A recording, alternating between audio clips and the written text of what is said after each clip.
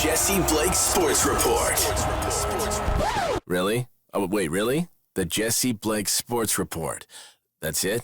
Don't forget, it's the Jesse Blake Sports Report with Jesse Blake. That's kind of redundant. Dude, is there a problem? No, that's fine. I just, I thought maybe you guys would come up with something, good. Man, just read it. You know what? Doesn't matter to me. I get paid by the word. Let's do this. The Jesse Blake Sports Report with Jesse Blake. Powered by Sports Interaction, Canada's sportsbook. This episode of the podcast is brought to you by Duer. Go to Duer.ca and use the code SDPN15 for 15% off of your purchase of the world's most comfortable pants. If you can see me right now on camera, I am rubbing the performance denim on my face. They are so soft and so flexible and stretchy and perfect. I'm also wearing a Duer tee. It's a plain white tee, and it's absolutely fantastic. They have everything you need for your fall wardrobe, men and women's clothes.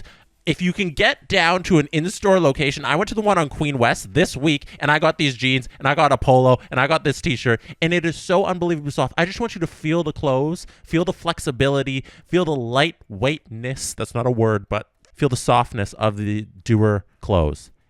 Incredible. Duer.ca. The code is SDPN15, 15% off of your purchase. Coming up on today's episode of the Jesse Blake Sports Report, I'm going to run down one take on each and every NFL team to get you hyped for the season kickoff tomorrow. Football's back, baby! One take on every NFL team. Here we go. We're going to run down the list of NFL teams here in alphabetical order. Arizona Cardinals. Last year they started 7-0. Despite beating the Titans, Vikings, Rams, San Francisco, on route to that 7-0 start, no one believed in the Arizona Cardinals. No one thought they were for real. And when push came to shove, if you remember, they lost by 3 touchdowns to the Rams in the first round of the playoffs. So this year, are the Cardinals fake contenders again, or are they real contenders? And I don't think they're real contenders, but I think there's enough wins here that they can squeak out an over on the 8.5 wins total set on sportsinteraction.com/SDPN. Their defense is okay. It's got J.J. Watt. It lacks real stars, so that's why I'm not they're going to put together an 11-win regular season again. Nah, they'll squeak out a 9-win season. I expect San Francisco to struggle a little bit with this Trey Lance, Jimmy G thing. And I'm talking about San Fran because the division comes into play here. Seattle's a team they can beat up on, and the Rams Super Bowl hangover? I don't know, but I know Arizona can hang in the regular season. The playoffs are a different other matter when it comes to Kyler Murray and delivering in the playoffs. But in the regular season, expect this team to find a connection, even without DeAndre Hopkins for the first 6 games. Expect Kyler and Marquise Brown to find a little bit of a connection, and then you throw in Hopkins in there, and then everything kind of starts clicking. I like what the Cardinals have on their roster. I expect over 8.5 wins. I'm taking the over here, Arizona Cardinals. Next up, Atlanta Falcons. This isn't going to be a good season. When sports books like Sports Interaction have you listed at 4.5 wins on the over-under, you know that the fans are in for one hell of a sad season.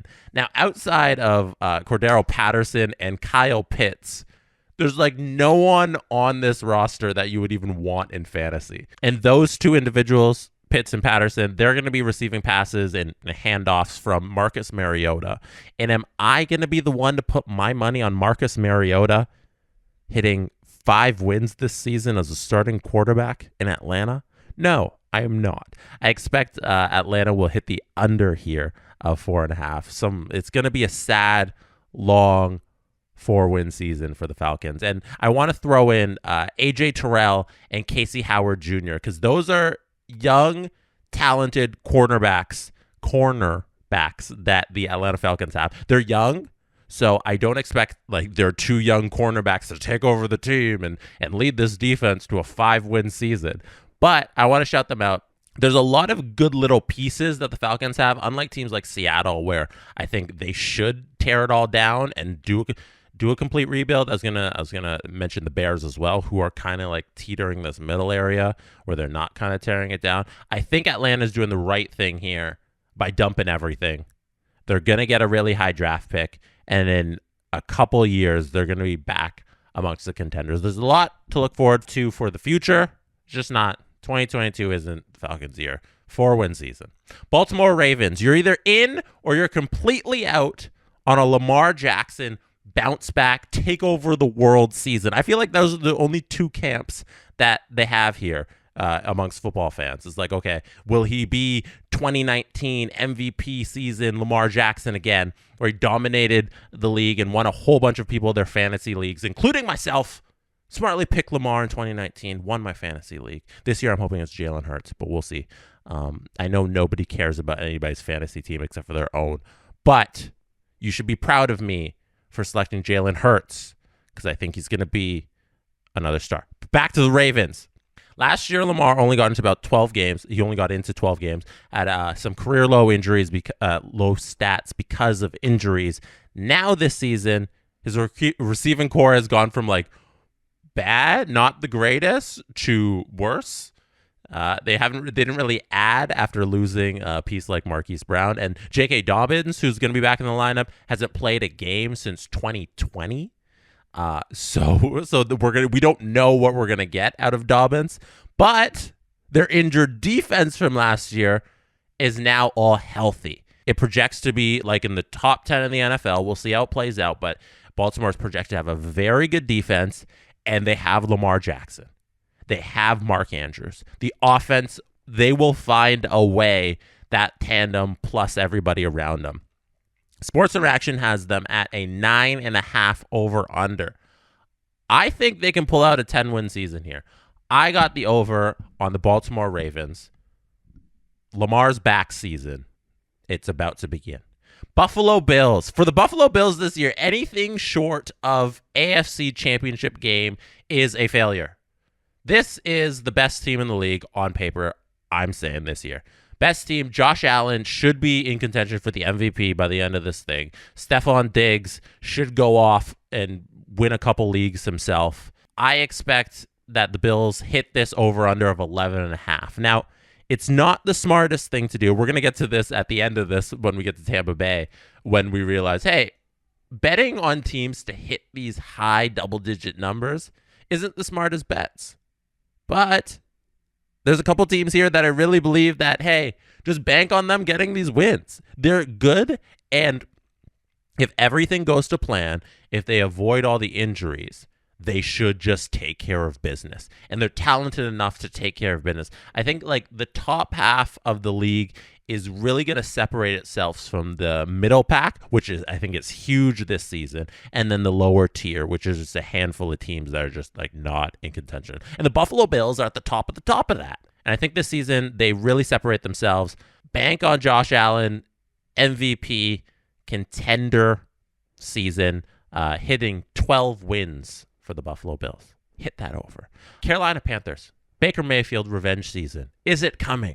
Like, probably no, because Baker's not the greatest quarterback in the world, but everything I've seen from his connection with DJ Moore has looked great in preseason and training camp.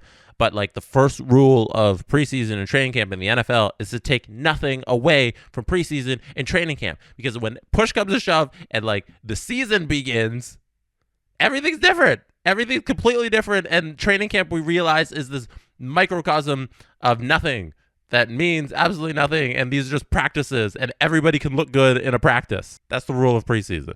Take nothing away from preseason. So how do we look at this and we try and analyze the upcoming season for the Panthers and Baker? Baker had weapons in Cleveland. Like we look at like this Panther situation and we see this offense that's Christian McCaffrey and DJ Moore. Baker had these types of weapons, and he managed one winning season in Cleveland. That's all he managed as a starting quarterback. A healthy Christian McCaffrey definitely helps his situation, but like McCaffrey's only played 10 games in 2 years. 10 games total over the last 2 years. Are we trusting that McCaffrey has a completely healthy season? It's not a good bet to make. I think the Panthers find a way to pull it together for like small stretches. And like, I just pulled up the over-under here for the Panthers, and it's only 6.5. I don't like the Panthers as a whole, this team. Like, I don't think they're going to make the playoffs. But to hit this over, they don't have to be a playoff team. They can walk away with 7 wins and hit this 6.5. Baker in a fresh situation, like I think he gets motivated for a couple games here. Panthers don't have a spectacular season. They eke out 7 wins, I think. So I'm going to go with the over and a mediocre season. That's the projection on the Panthers. Chicago Bears. There's not a lot of nice things to say about the Bears. Like I went with for the Panthers there, I went with all negative things, but I believe in them. The Bears, I'm going with all negative things and all negative things, and I don't believe in them. They lost their 2 top defensive linemen this offseason from an already weak defensive line. Darnell Mooney, Brian Pringle are their number 1 and number 2 receivers. Justin Fields will struggle to take the next step if he continues to play with this woeful offense. The over-under here is a spectacular 6.5. Can you... How... Really? Giving away money. I'm going to come to regret that, saying that, but I think this under is so easy. Is basically free money. We'll see. We'll see how it plays out. But like right now, looking at this Bears roster, looking at just where they are in the division, how they played last year, we really think Justin Fields is going to string together this 7-win season. I have them as one of the bottom 5 teams in the NFL. And like that's a 6 and below win team. I don't know how these sports books are rating them the same as a team like the Panthers, who have a ton of weapons, who might not have the best defense, but I like them so much more than the Bears. Hammer all the unders on the Bears. Hammer them to lose a whole bunch of games. There's nothing good really for the Bears. The Bengals should get better, right? Like the Bengals should improve. And last year they went to the Super Bowl. So how do we correctly analyze this team? Like nobody predicted that they would come within 4 points last year of winning the Super Bowl. They're like 1 year ahead of where they should be. So they got another year of Burrow, Chase, Mixon, Higgins. Like that's the big 4 there on the offensive end. And things don't always go to plan, but to hit the over on the Bengals, they need a repeat performance of last year's 10-7 season. So it's 9.5 is their over under. I think they do it. Like we should only expect, barring injuries. Injuries are always a factor in the NFL, but you can't bet according to injuries happening unless it's on Christian McCaffrey or Derrick Henry.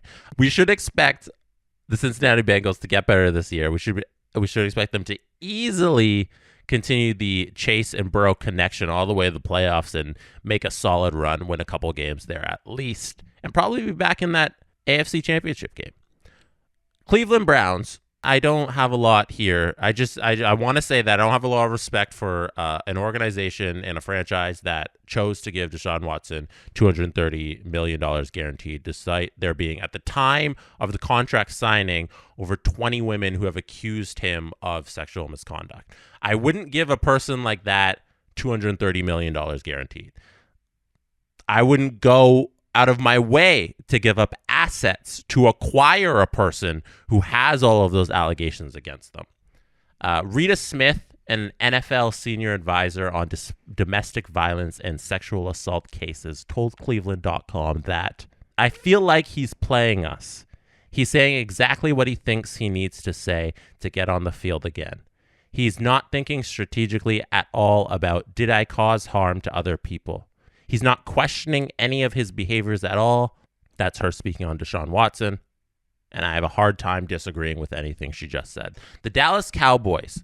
For all the hype and PR that the Cowboys offensive stars receive, like the real stars of this team are Micah Parsons and Diggs. The Cowboys as a team led the league in total touchdowns, and like the thing that pushed them ahead of the Bucks on the total touchdowns tally chart was their defensive TDs of 5. 5 defensive TDs is a ridiculous number. Plus, it was because of 26 interceptions. 26 interceptions is a number that has season-altering potential. Like, if you can keep up something like that for another year, like this upcoming season, the Cowboys, again, could be dominating the NFC East. A healthy Zeke and Tony Pollard is a dangerous backfield. And if Dak can avoid, giant mistakes at end of games, the Cowboys should again be a playoff team. With all that being said, the over-under here is set at 10.5. 10.5 wins is too much. 10.5, betting on the Cowboys at 11 wins is a lot. If this was 9.5, even if this was 8.5, I'd throw my entire bank account on it. If it was 9.5, like I would seriously consider hitting that over. But 10.5, 11 win Cowboys, just hey, this is what I'm putting my faith in. No, it's a great team. It's gonna be a playoff team. 11 wins, guaranteeing it. I won't do it. I'd take the under there on sportsinteraction.com/SDPN. The Denver Broncos currently have the second longest active streak of not making the playoffs after the Jets. The Jets have the longest streak. The Denver Broncos are second. They haven't made a playoff since 2015. With the addition of Russell Wilson to an already decent offense, most people are expecting that the streak will end this year. Their secondary is very strong, headlined by Pat Surtain, Javonte Williams, Courtland Sutton, Melvin Gordon. They're all back for another year. They're in a very tough division, though, and it's funny that these teams came up back-to-back, the Cowboys and the Broncos. It's a very similar situation in that I think they're going to be a good team. I think they're going to make the playoffs, but an 11-win season is too much. I'm not taking the over-under, which is set at 10.5 wins. I'm not banking on the Broncos hitting that. I think they sit in a 10-win season. 10 is very good. 10-7 will get you right to the playoffs. Could get you to a Super Bowl like the Bengals. 9-win season is usually good for the playoffs as well. We'll see how that works out with the 17-game season, 9-8. But we'll see. Yeah, I'm not taking 11-win Denver Broncos this season. I'll take the under there at 10.5. The Detroit Lions have a lot to be excited about in the near future. Great offensive teams have great offensive lines, and the Lions have players in place for that. But the person stationed behind that terrific offensive line is Jared Goff. So they're missing some pieces here in that Jared Goff is the quarterback, but they've done an excellent job building the pieces around him. The Lions managed 3 wins last year, with none of them coming on the road. They were all home wins, which is such a weird little anomaly. They were just awful. I don't see much improvement with the team outside of that offensive line. Even if the Lions were to double their win total from last year to 6, that's still not enough to hit the over-under. So the over-under here is set at 6.5. I like the offensive talents that the Lions have outside of Jared Goff. The defense is going to be really shaky. I don't see a lot of potential there, but they'd have to more than double their win total from last year to hit an over-under of 6.5. I think an easy bet here is to bank that they don't do it, that they hit the under of 6.5, and they land somewhere in the 6-win range. 5-win season. It's going to be another long year for Lions fans, and that's unfortunately how this decade has gone for Lions fans. Green Bay Packers are going to not do ayahuasca while playing.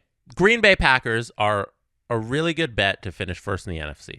Last 3 seasons, the Packers have had 13 wins, 13 wins, and 13 wins. If you didn't catch that, that's 13 wins every season for the last 3 seasons. Yes, they lost Devontae Adams, but not paying the high-priced wide receiver is like the way to build an NFL roster in 2022.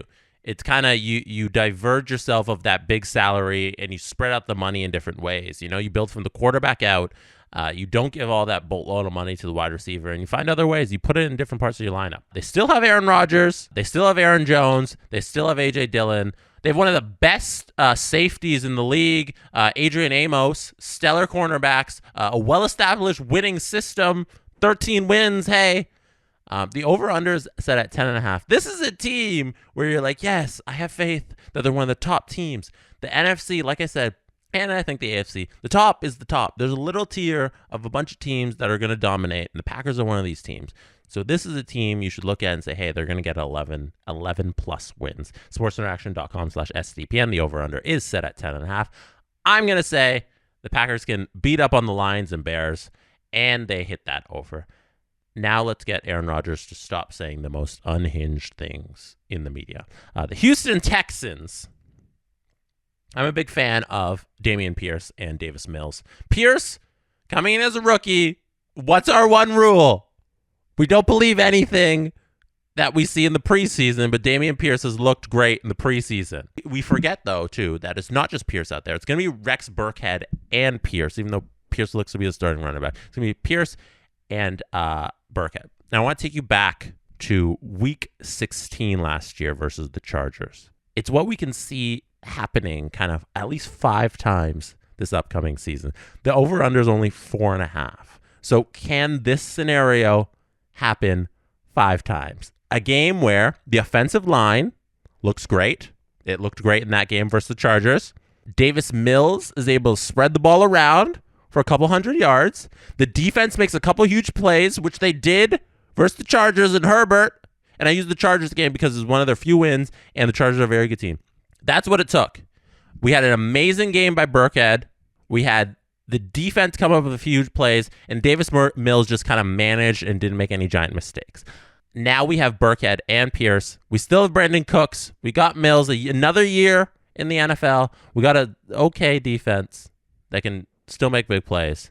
And let's not move on too quickly before we miss out on Brandon Cooks' praise. He's good for at least 1,000 yards and 6 TDs almost his entire career. Brandon Cooks is nothing but consistent. This team's got enough. The over-under is only at 4.5. Houston has enough for 5 wins. I think like the Bears, who we talked about, replace them at the bottom there. Let's go. Houston Texans hit that over. Get 5 wins this year. Who's the best running back in the league? Is it the Indianapolis Colts' Jonathan Taylor or Derrick Henry? That's kind of the end of the list. It's one or the other. I know you want to throw in your Zekes or your Najee Harrises, but realistic Christian McCaffrey, if you count him as a running back and not just some hybrid player, it's Jonathan Taylor or it's Derrick Henry. And that's the tier that Jonathan Taylor is in. And despite that, the Colts missed the playoffs.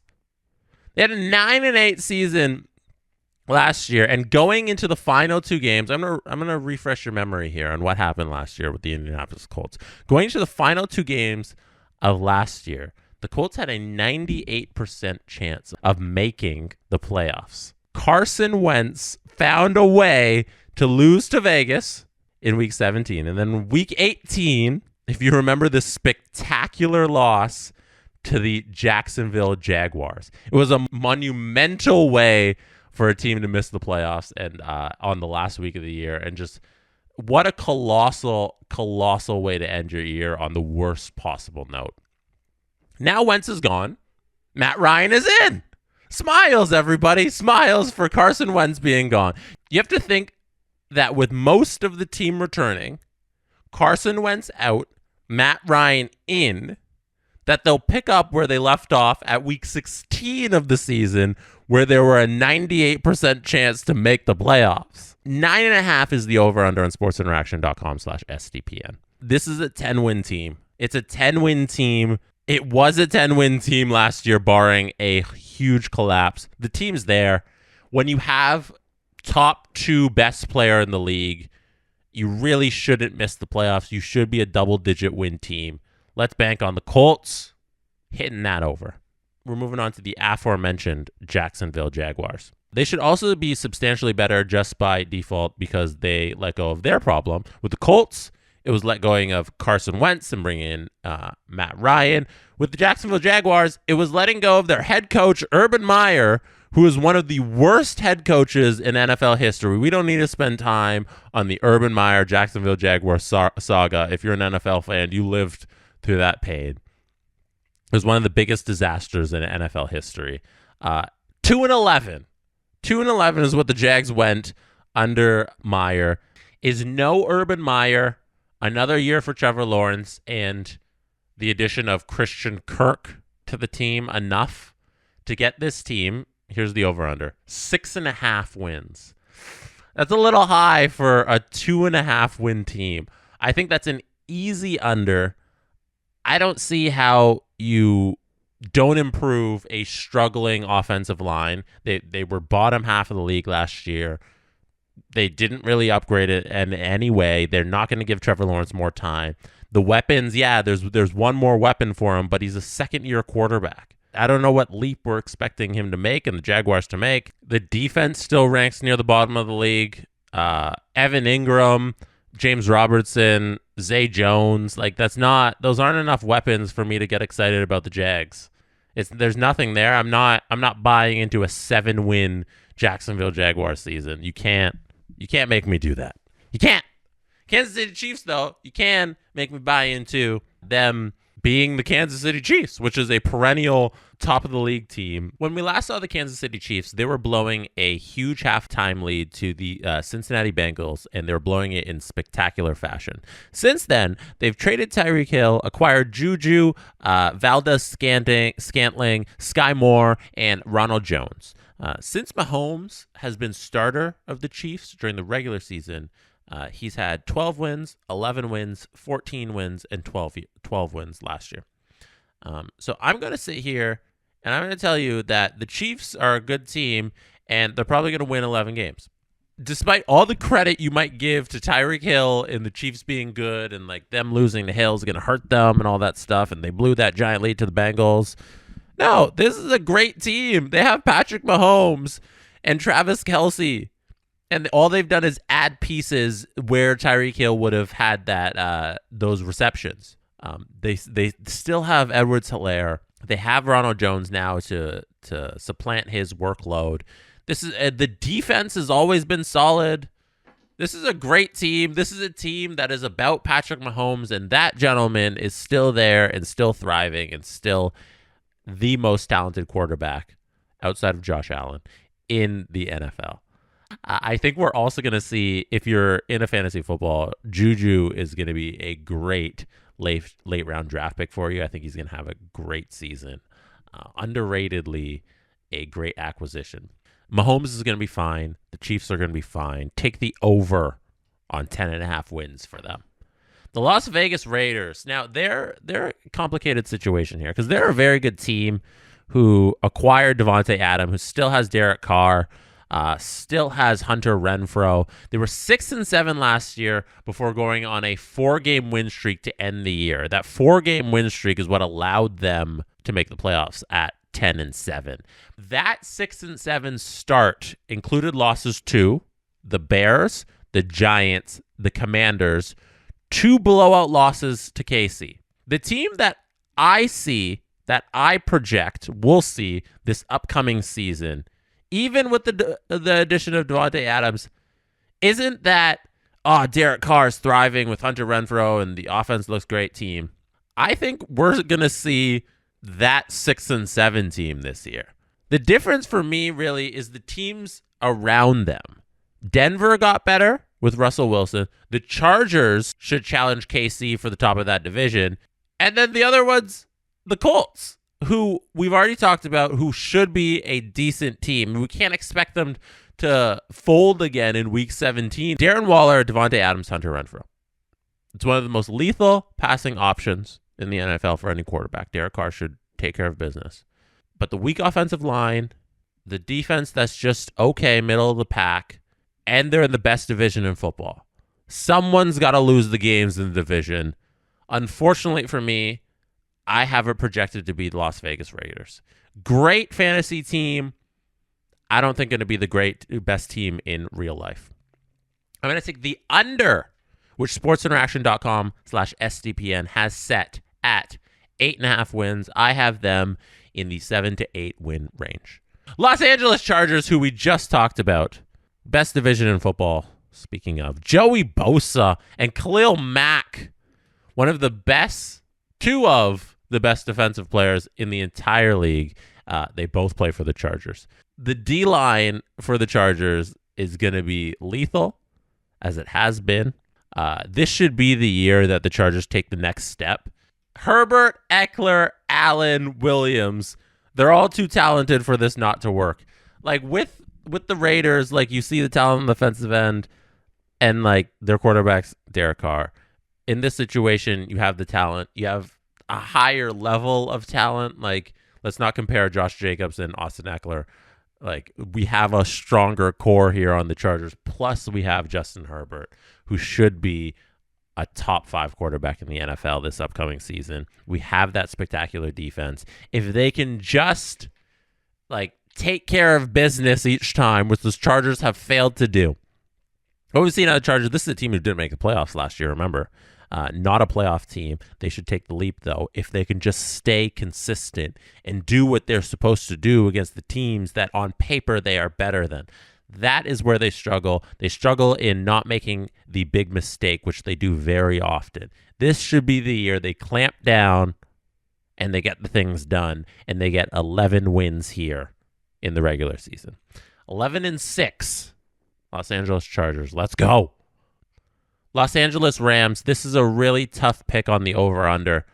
This is one of the ones that I struggled with the most out of these 32 teams. 10.5 is the over-under win total for the St. Louis Rams. Oh, my God. Slip of the tongue. I'm so sorry. Los Angeles Rams. I'm an ex-St. Louis Rams fan. That's why you heard that. I have a hard time convincing myself that a team with Aaron Donald, Cooper Kupp, and Matt Stafford all coming back is going to struggle to hit 11 wins. Is there a world where we are underrating the Los Angeles Rams after their Super Bowl win? It seems like everybody's a little down on this team. I just went through some of the top teams in the league. I think near the top, everybody has Green Bay, Buffalo, KC, Chargers, Bucks. Rams? Are the Rams there? Are the Rams with those teams? Or are they in that second tier? The one thing that does concern me here is the Matt Stafford elbow thing that's been going on this offseason. So he didn't throw at all in the springtime. He requires an anti-inflammatory shot for the lingering elbow injury. Like, he just has to get the shot every once in a while. He had to do that through the spring and the training camp. Like, hearing that kind of stuff concerns me a little when you're starting quarterbacks' elbows all mangled. But he said it's fine, so I guess I'll trust it. And I think it'd be a wrong decision to be like, man, the Rams aren't going to do it. I'd rather come in here, talk into this mic, and be wrong about the Rams being good than to be wrong about them being bad. So that's the way I'm leaning with my bet, because I'd rather be wrong about them being good than wrong about them being bad. You follow me? Taking the over. Miami Dolphins. For his entire NFL career, 2 seasons, Tua has had one of the worst offensive lines. And that doesn't change this year. What does change the addition of Tyreek Hill and Chase Edmonds into an offense that already had Jalen Waddle and Gesicki, so at tight end. This is a team that might have assembled like enough offensive weapons to make up for what they lack on the O-line and like linebacker and quarterback, where they are also weak. But if there's a lot of pressure on Tua, I don't know if I see him improving. Like, there's a lot of pressure on him to improve. Like, he's supposed to be this number 1 quarterback. This should be the year he takes a leap. Like, the weapons have been provided to him. The Dolphins have games again. Looking at their schedule, they have games against the Jets twice, the Texans, the Lions, and Bears. That should be 5 wins, depending on like if you think they take care of them all as a favorite. Then you throw in 1 Pats game, Browns, and the Steelers at home. That's 8 wins. And if they get all those wins there, that's 8. That's the games against the Jets twice, Texans, Lions, Bears, Pats, Browns at home, Steelers at home. 8 wins. The over-under setting at 8.5. So if you give them all those 8 wins, you still got to find another win on the schedule. I don't think they win all those 8 games. Like, those 8 wins, I predict maybe they go 6-2. Then I got to find another 3 wins on the schedule. I'm taking the under here for the Miami Dolphins, and that Tua leap, he's got to do it this year. He's got to prove me and like the doubters wrong, because I don't know how many cracks of the can Tua's going to get after this season. It's all out of excuses. It's all out. Who else is all in on the Vikings? Like, they could be a major disappointment for half the NFL world. New head coach, Kirk Cousins, Dalvin Cook, top 2 receiver after Cooper Kupp, Justin Jefferson, and Adam Thielen. That's a 10 win. There's a 10 win team somewhere in there. The over-under is only at 9.5. Like, I don't know how you look at everything the Vikings have going for them this year and you don't say, like, hey, there's a 10 win team in there. That's a 10-7 squad. I really like their D-line and what they did last year. The linebacker and corner situation's a little rough, but the biggest weapon the Vikings have, like, honestly, is Kevin O'Connell, their new head coach. He was the offensive coordinator for the Rams. Like, he's the one who was the offensive coordinator for the Rams, who won the Super Bowl last year, who we just talked about, who should have one of the most high-powered offenses again. He's the guy who did it. Now he's in Minnesota. What can he do with Kirk Cousins, Justin Jefferson, Dalvin Cook, Adam Thielen? Like, I'm so excited for this offense and what he is able to unleash here. Rams offense with the Vikings weapons, I think we got this here. Hit that over on the Minnesota Vikings. New England Patriots. If you haven't been following closely to the New England Patriots offseason, Josh McDaniels left the Patriots this offseason for Vegas. And instead of doing what any normal manager would do in any situation, Bill Belichick watched an episode of The Office and decided, you know what? For this one job, I need two people. Bill Belichick hired Matt Patricia and Joe Judge as the team's offensive managers, coordinators with an S. They have, instead of having one offensive coordinator, they got managers. They got two offensive coordinators who I don't know who calls the plays, but if you read anything out of the reports of New England, like their local beat writers, it's been a complete shit show during the preseason. The rushing game isn't going to get any better. It's going to be the bottom half of the league. Mac Jones is going to struggle to try and get a playoff caliber passing game while throwing to Devontae Parker, Jacoby Myers, and Hunter Henry. Like, that's not who your young QB should be passing the ball to. The Pats were great, like really, really great through portions of last year, but largely they played above their talents. It's not gonna be a great season for the New England Patriots this year. This offensive coordinator thing is the biggest joke in football right now in my eyes. Like, I don't know how you have Bill Belichick just allowed to do this kind of nonsense straight out of the office. 8.5 wins is the over-under on sportsinteraction.com/SDPN. Take the under, hammer it. 7-6-5 win season for the New England Patriots. New Orleans Saints are such an interesting team this year. Their defense is something I really believe in. It's a returning core. They've been great at stopping both the run and the pass. Like, their defense is spectacular. Top 7, top 5 in the NFL. I have it ranked. The big questions are on the offense with Jameis Winston. Can he deliver a good season under center, a healthy season? Can Kamara deliver a healthy season? Will Michael Thomas be the Michael Thomas of old? We haven't seen him play football since 2019 because of injuries, and no one knows what a Michael Thomas, Jameis Winston connection looks like. But if everything goes to plan, like, and everybody stays healthy, this is a team that should pick up 9 wins. They have a top 10 easiest strength of schedule also, by the way. I got 9 wins in there if everything goes according to plan. In these situations, we never know how they go. But on paper, hit that over on sportsinteraction.com/SDPN. New York Giants, can Danny Dimes, Saquon Barkley, Kadarius Toney, can they hit 8 wins this year? Like, no. I think this is an easy under. They're over-under set at 7.5. Will they be a more competitive team than their abysmal 4-win season last year? Yes, I think you can bank on that. But doubling their win total, I don't see it. By default, a healthy Giants team and a year older Danny Dimes, like, they'll put together a feisty season that's going to be overcovered by the NFL media. But they've got a new head coach, new offensive coordinator, new defensive coordinator. Similar roster, but all the coaches around it are completely new. In the previous 2 years of his 3-year career, Daniel Jones has 22 touchdowns and 17 interceptions. That's horrendous, and the Giants don't have enough.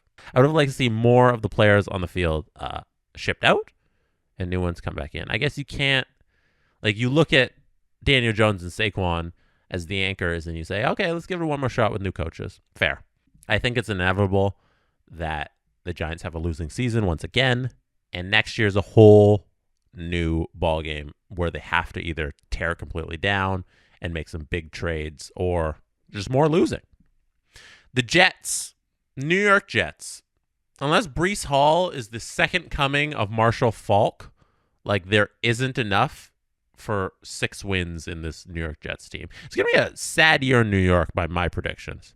Surprisingly, the Jets have one of the tougher schedules in the league based on projected wins.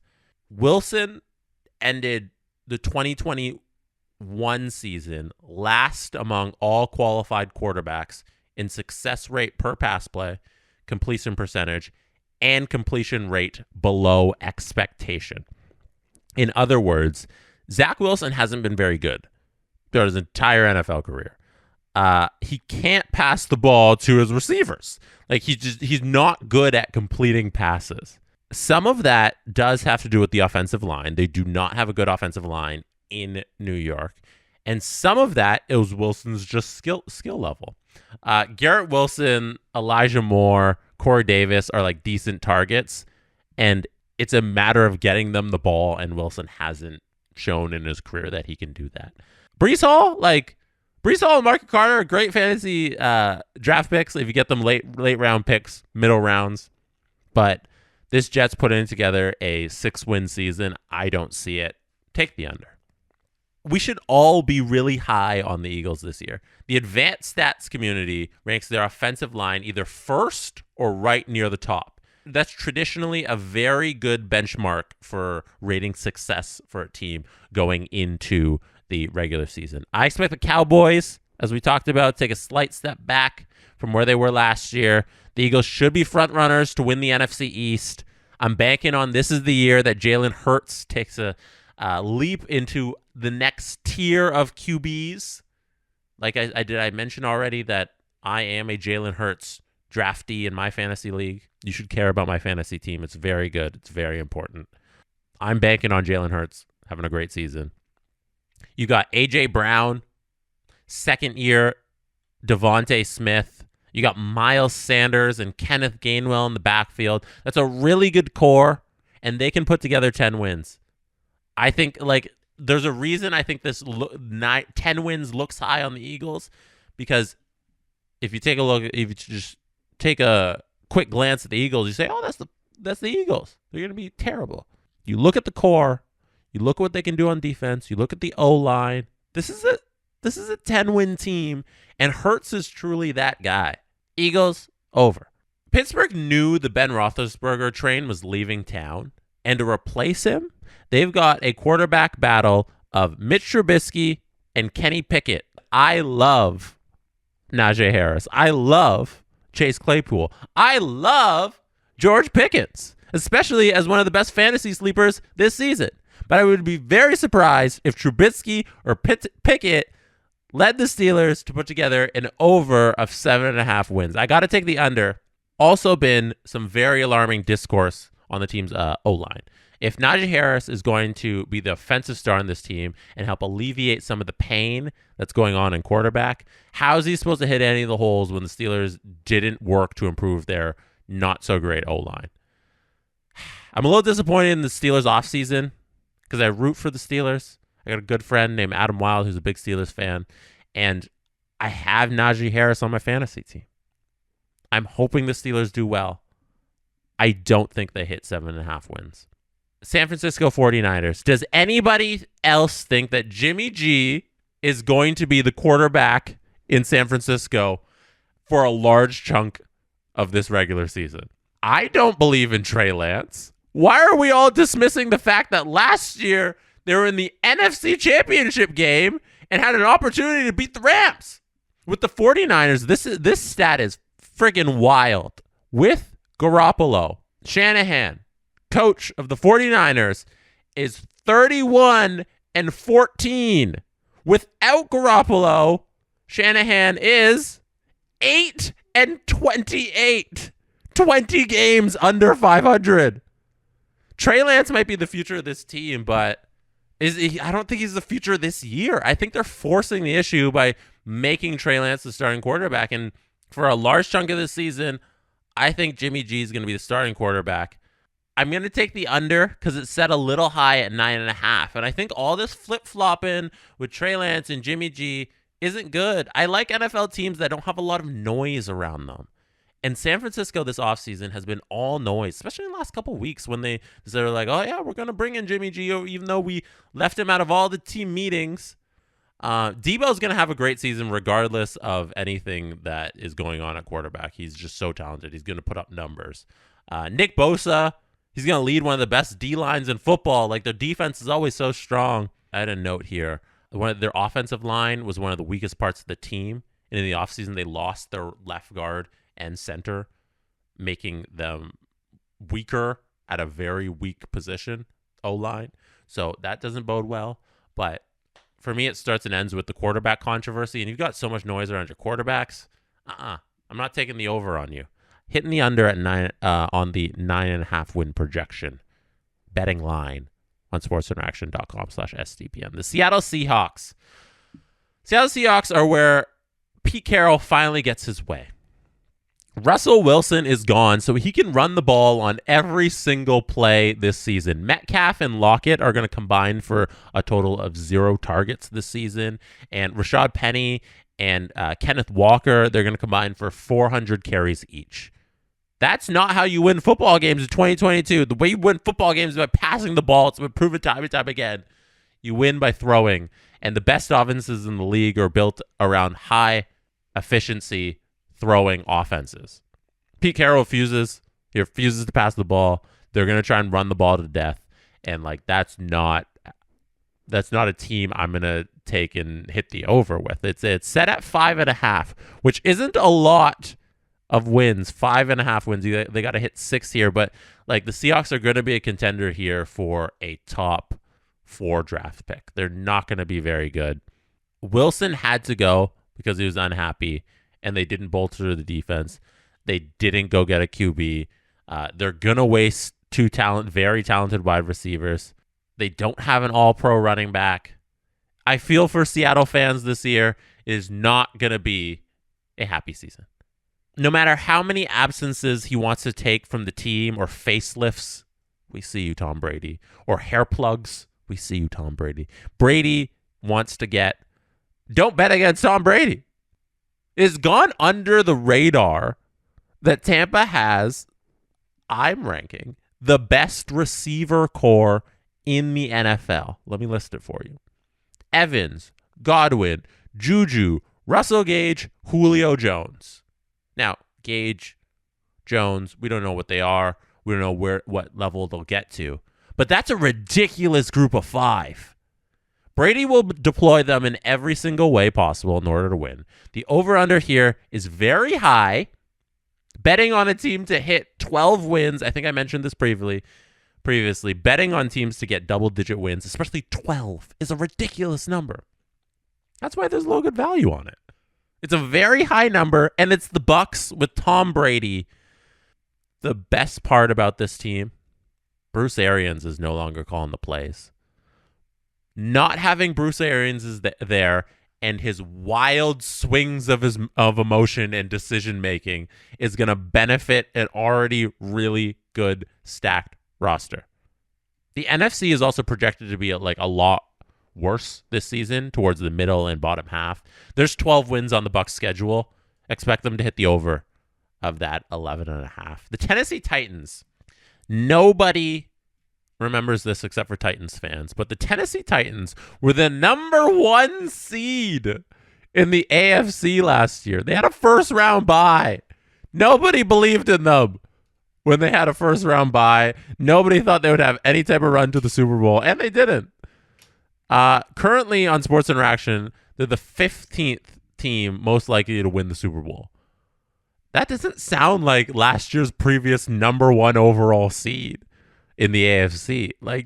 This is a team that there's a complete lack of faith in, And it was largely due, to be honest, by Derrick Henry's injury midseason. But going to that playoffs, like, Derrick Henry came back for it weeks he was supposed to, and he has the ability to take over a game single-handedly and carry an offense. Julio Jones and A.J. Brown have been replaced by Robert Woods and Westbrook Hine, who I think, like, both of those are kind of a bit of a downgrades. Who knows what Julio Jones still is, as I just mentioned, but, like, I think those are downgrades. Ryan Tannehill is still your quarterback. That's a quarterback who's won nothing in his career. The defense is solid, and we expect that again this year, that they'll be solid. If you bet the over, you're betting on Derrick Henry dominating the entire world. Like, you're betting on a Derrick Henry MVP season. And, like, I'm not banking on that. I think Derrick Henry largely last year was volume based. The spectacular numbers he was putting up before he was injured was because of the amount of volume he had. And even if that keeps up, an average runner just receiving a lot of touches, I don't know if that carries you to 10 wins. The over-under here is 9.5. I'm going to take the under of that 9.5. 9-win season in Tennessee. The Washington Commanders, we close things out.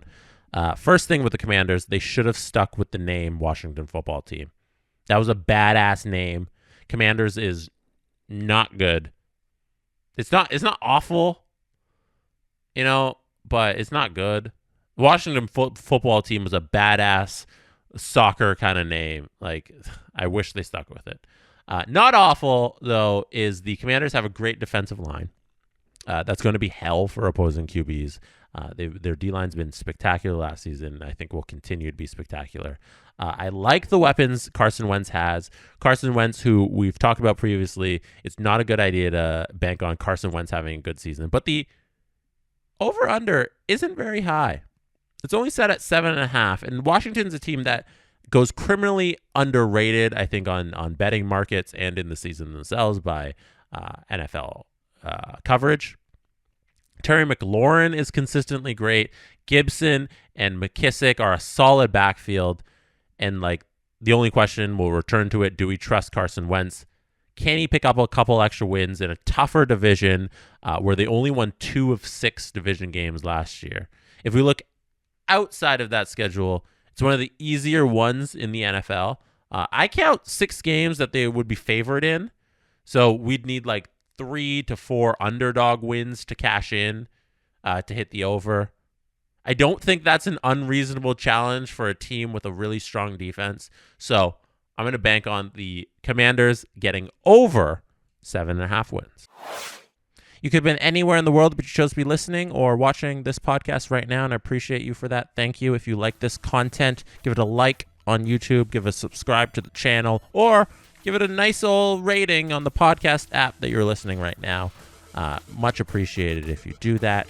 I will be back on this feed early next week. More football content coming your way. And that is how it's done. The Jesse Blake Sports Report with Jesse Blake, powered by Sports Interaction, Canada's sportsbook. Jesse Blake, the guy that likes to hear his name twice in one sentence. Sure, I know him. No, he doesn't have an ego at all.